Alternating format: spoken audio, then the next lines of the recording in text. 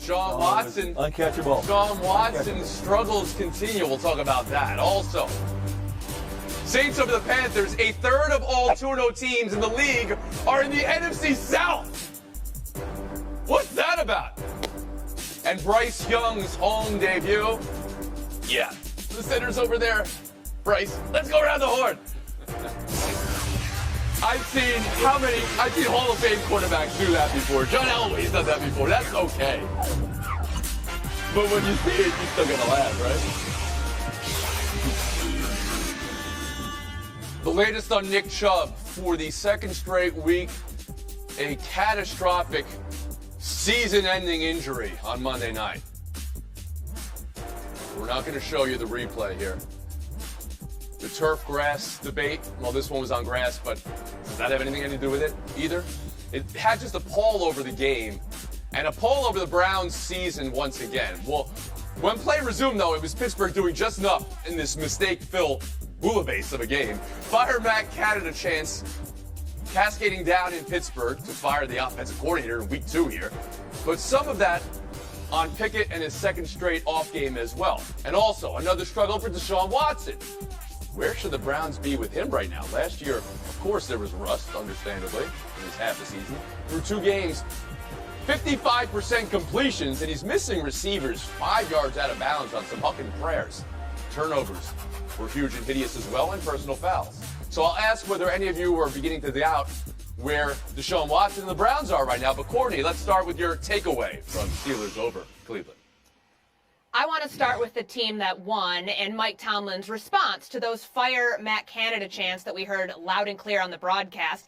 He said today, "I appreciate their passion," referring to the fan base, which might lead you to believe that he too is not happy with the state of this offense right now. Let's start with Kenny Pickett.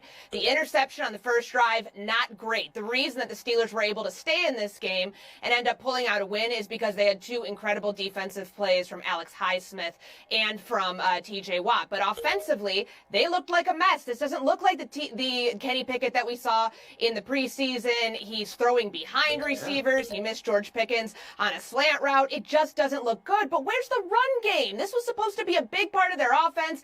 They had 55 total yards by the time this game ended, 1 rushing yard total in the first half. And by the end of the fourth quarter, I think they had -7 yards in that period alone. So a lot to work through here on defense, but fortunately, they have a great defense. But a quick follow-up. The problems on offense, do you see that more as an offensive problem or a Kenny Pickett problem? Right now, it's a Kenny Pickett problem because of some of these layups, these bunnies that he was missing yesterday. And that's not the guy that we saw in the preseason where interceptions were not an issue at that Bill point. Plaschke, bring you in here. Take away. Steelers over Browns. You know, I couldn't stop watching Deshaun Watson, and I couldn't stop covering my eyes when watching Deshaun Watson. He's a shell of himself.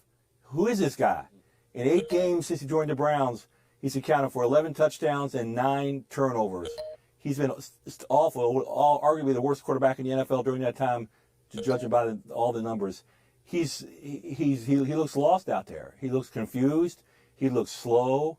I don't understand. All the money they gave him, they had to be so worried about him. He had a chance to win the game yesterday, and he couldn't do it. He ended up with that uncatchable ball. That was not pass interference. That was an uncatchable ball, which is typical of how his game was. 2 turnovers led to 2 touchdowns for the Steelers. Deshaun Watson, where are you?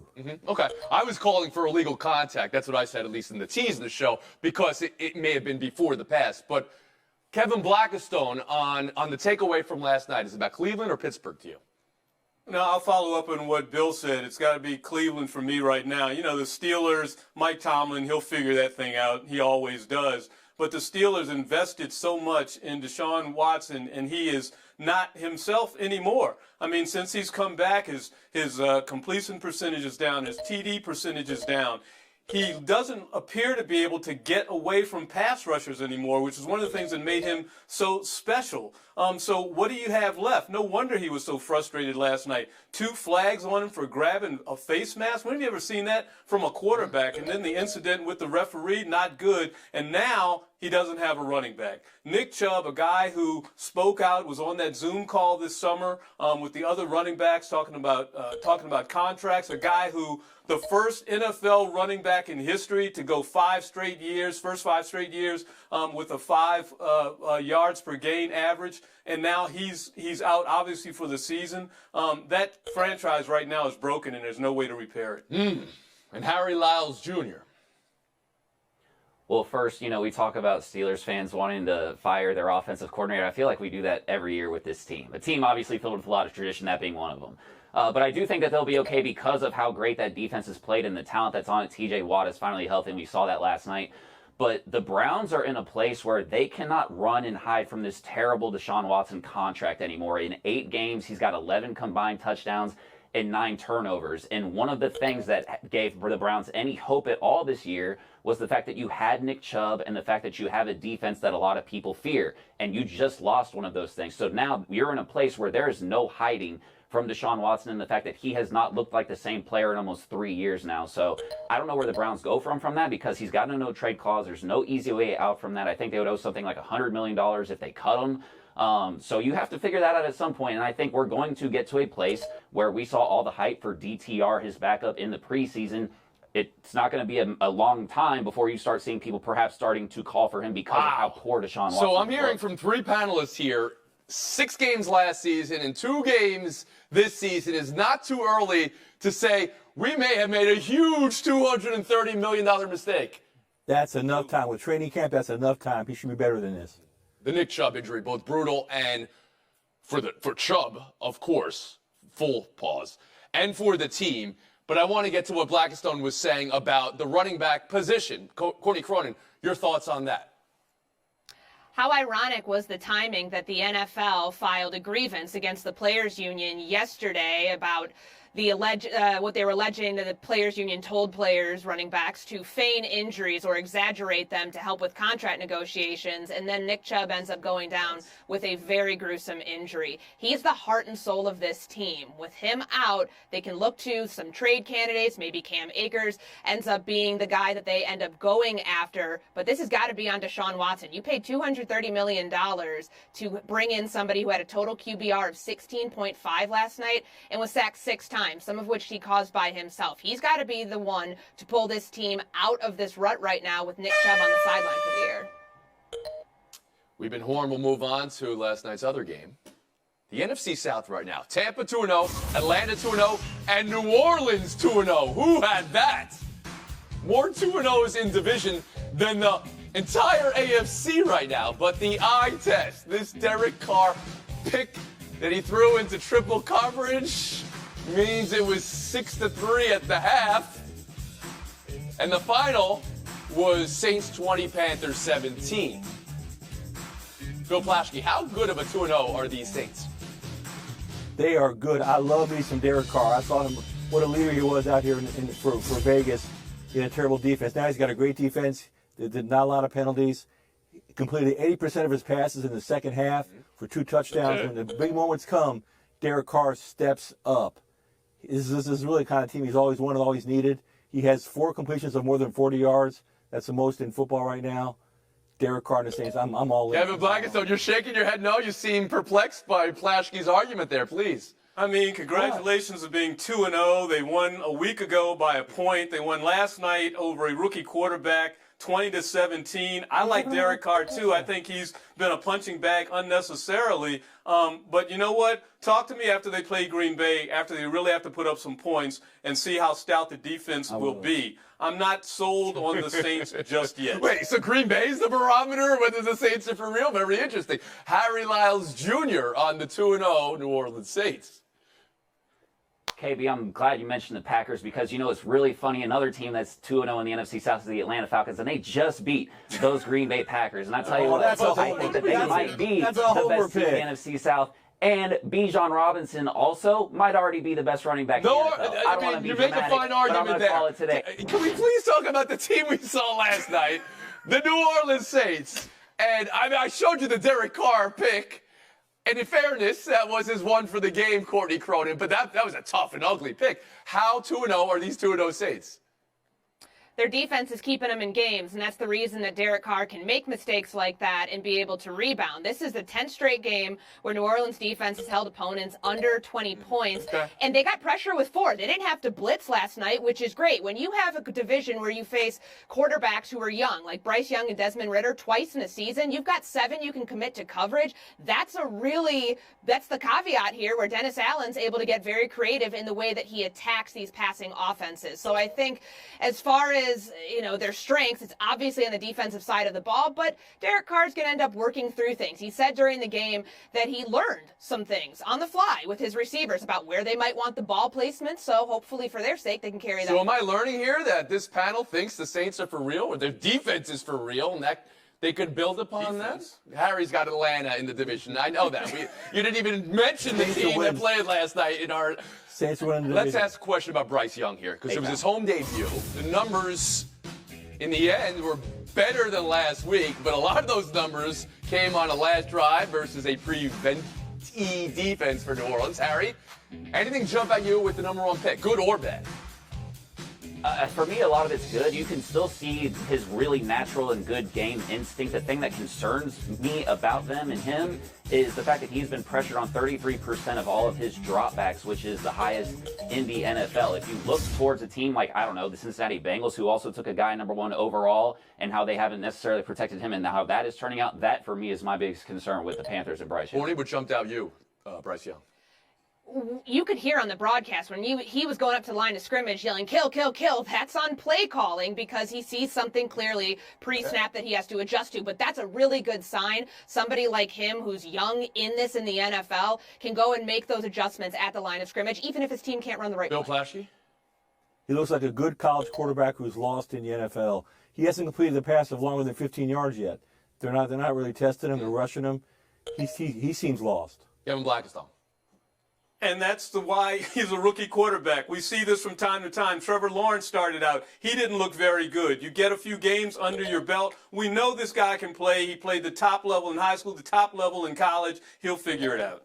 There are jokes going around that he had better supporting players around him at that point in high school and at that point in college, which is a growing. Well, this is what happens. You get drafted number 1. Typically, you're going to a team that has a ways to go to compete. We'll take a break right here. Buy or sell on the other side. The latest on Joe Burrow, his status for this week up in the air. Re-aggravating the calf last week. The team is 0-2 and they host the Rams Monday night. Bengals fans ready to dig underground in a hole. Can't think of the word for that. Bill, make the call. Play or rest Burrow. Got to rest Burrow. I've seen the Rams defense. You don't want to put him out there against this swarming Rams defense. He's struggling. He's really not himself. 0 for 11 on downfield passes. Jamar Chase hasn't caught a touchdown pass. His 4.2 yards per attempt is the worst in the NFL in 20 years. After two games, he's just been hurt. You don't want to get him more hurt, especially against the Rams. What if they fall 0-3, Bill? Well, they have the Titans coming up next, and they have 2 in the Cardinals. They can get back. Courtney Cronin? They've got Seattle after that, and then the bye week in week 7. The best course of action here right now is to put him on IR, as tough as that is a pill to swallow. I thought Jamar Chase articulated it perfectly in the post-game locker room that he wishes they would have sat him from the start. Maybe they wouldn't be in this situation, but Joe Burrow he's a right-handed quarterback, so when he drops back to pass, he's launching off of that right foot. He's pushing off that right foot. So if that's going to affect the calf injury going forward, that could potentially worsen it to something worse than a calf injury. If it's an Achilles, they're going to be kicking themselves. Sit him right now, get him back after the bye, and then go forward in week 8. Oof. Harry Lyles Jr. I don't even think it's a question. You've got to rest him. This is your investment. This young man has already taken you to a Super Bowl. He has had the Chiefs' number up to this point. You have to rest him because, again, he hasn't looked like himself, and that is the most alarming thing out of all of this. It is so hard to get just a decent quarterback in the NFL. You perhaps have one of the 3 to 5 best. You need to rest him, let him take his time. The schedule doesn't look that daunting moving forward. To Courtney's point, the bye will be coming up as well. Let him get his rest, let him get right so you can have a very bright future and not just a good season. Kevin Blackstone.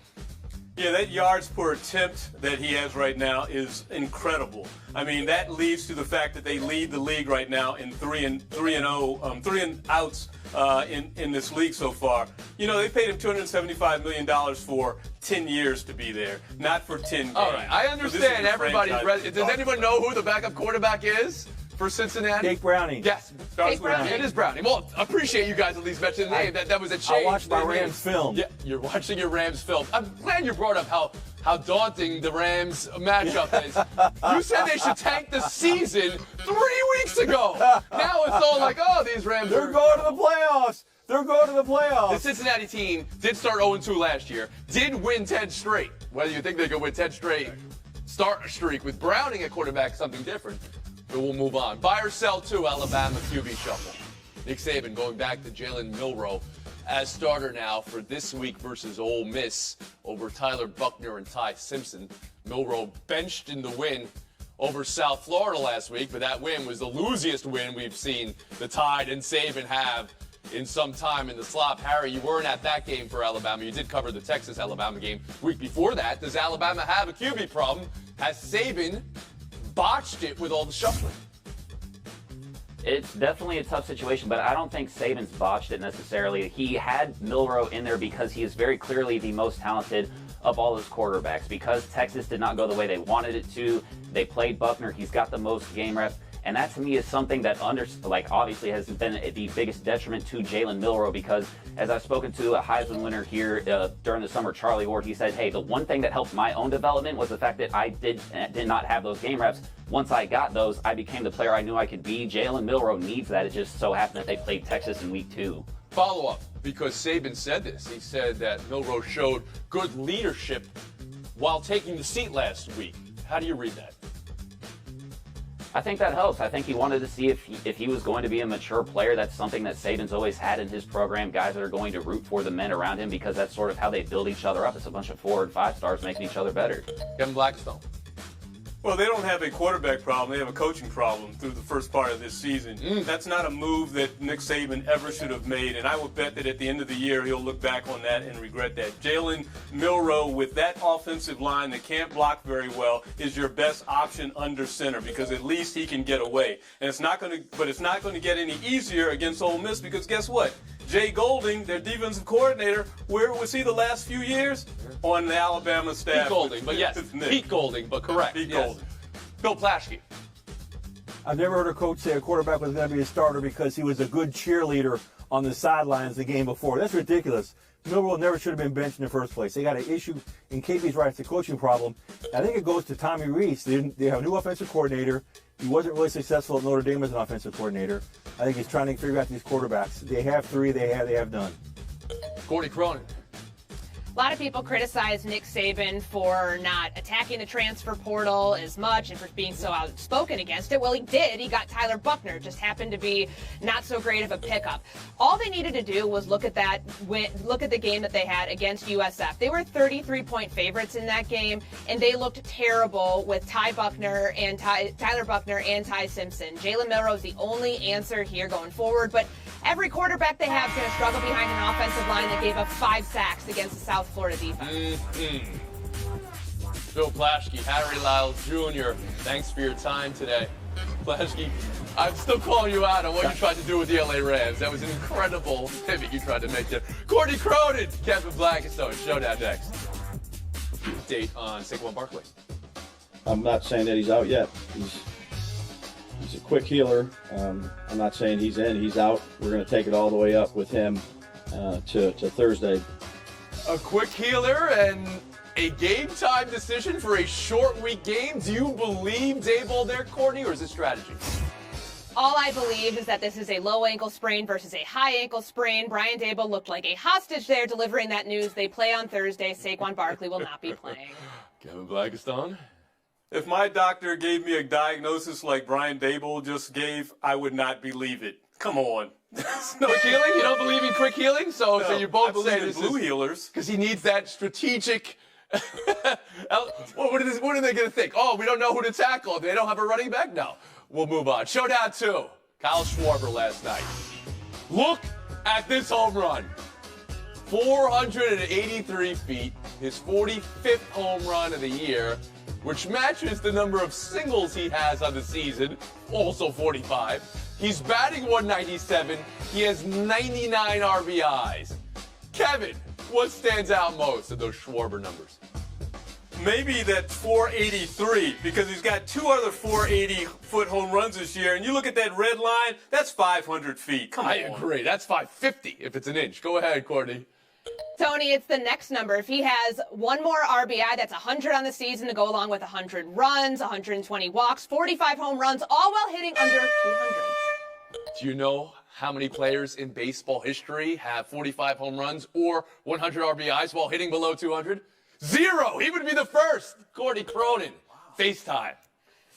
Colts tight end Kylan Branson waited 3 years for his first touchdown in the NFL, and he commemorated it in a very interesting way, a fake newborn photo shoot to celebrate the moment that he scored his first touchdown. I love the creativity.